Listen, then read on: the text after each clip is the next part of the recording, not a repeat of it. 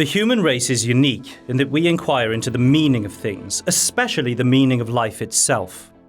We seek to understand how we ought to live in light of this search for the meaning of life. Religions offer answers to our deepest questions. Why are we here? Is there a God, and does he care about us? How should we live? Is there life after death? But even non-religious people think deeply about these questions and seek to live according to their answers. They too seek to live according to their conscience, to live with personal integrity.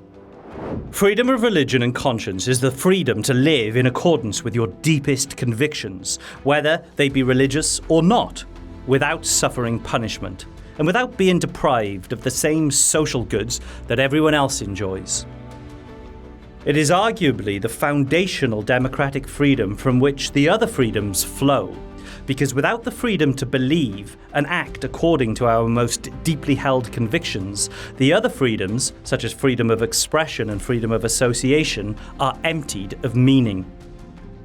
They are rights recognized by the Universal Declaration of Human Rights, which says, "Everyone has the right to freedom of thought, conscience, and religion. This right includes freedom to change his religion or belief, and freedom, either alone or in community with others, and in public or private, to manifest his religion or belief in teaching, practice, worship, and observance." Of course, freedom of religion and conscience, like all freedoms, have their limits. But those limits must only extend as far as preventing serious infringements on other people's ability to enjoy their civil and human rights. There was a time in the West when freedom of religion and conscience were not a right at all. But over time we learned that social harmony is best achieved not by trying to force everyone to have the same beliefs, but in allowing people to hold different beliefs. Even today around the world, many people are denied freedom of conscience. The Pew Research Center reported that out of 198 countries surveyed in 2019, 57 had high or very high levels of government restrictions on freedom of religion. Christians are persecuted in more countries than any other religion, followed by Muslims. At present, 260 million Christians are facing persecution worldwide. It is also estimated that at least 1 million Chinese Muslims or Uyghurs are detained in concentration camps in China because of their faith. In other words, freedom of religion and conscience are far from universally enjoyed. Almost everyone agrees that governments have a regulatory role in our lives in some areas. But almost everyone also agrees that there must be limits to the powers that governments can have over societies and individuals, lest they become totalitarian.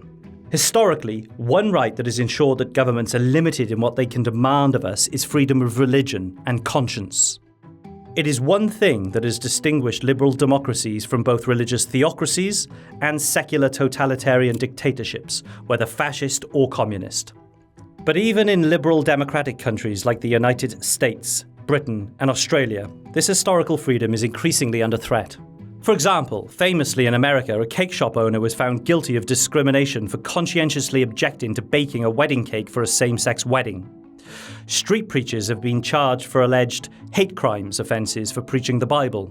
Scores of professionals have lost accreditation for maintaining conscience-bound views on matters of sexuality, biology, and identity. Religious groups have been forced out of offering social welfare services. Religious schools have been censored for their positions on social policy and prevented from hiring staff who adhere to their worldviews. These violations are occurring throughout the so-called free world, and increasingly through government, regulation, and legislation. Again, in Australia, a law was passed in 2021 that makes it unlawful for people to pray for someone about same-sex attraction or gender confusion, even if they request it. Many religious individuals cannot, in good conscience, deny these requests for prayer, and yet now, in the state of Victoria, they can be subject to criminal prosecution for it. Today, most assaults on freedom of religion and conscience are done in the name of equity, inclusivity, diversity, and avoiding so-called harm, particularly mental harm. Ideas like these, which are cloaked in language of care and protection, are often the way that fundamental political freedoms are violated in our society. Freedom of religion also involves the right to associate with fellow believers and start organisations exclusive to their members. This is why government laws preventing religious charities, schools and many businesses from hiring people who follow their particular faith contravenes religious freedom. A distinctly religious association will soon cease to reflect its religious ethos when it can't insist on hiring people who share its convictions. Non-religious people may think that freedom of religion and conscience doesn't really concern them, but that's not true. Should a staunch advocate of greater gun control be forced to cater a National Rifle Association conference?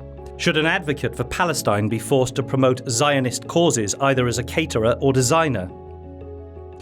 Should parents be forced against their conscience to send their children to classes teaching critical race theory or the tenets of the Catholic or Hindu faiths, for example?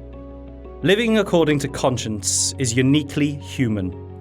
Governments dehumanize people when they prohibit freedom of religion and conscience for no good reason, reducing people to cogs in a machine of social engineering. Freedom of religion and conscience is the foundational freedom in modern liberal democracies. When people are free to believe and act in accordance with their conscience, a society marked by mutual respect and toleration of different ideas and worldviews is allowed to flourish. Debate and difference bring diversity within and between communities. People live and let live. Despite this, there are increasing attacks on freedom of conscience across the West from legislators, business, and other interest groups, as well as increasingly litigious citizens. Unless this trajectory is reversed, we should expect to see more of our democratic freedoms eroded. We hope you enjoy this series on foundational freedoms. To help you explore these more deeply, check the reading list in the description below and the recommended videos on your screen. And please subscribe to the channel, like the video, click the bell icon, and share with others who may benefit from this content.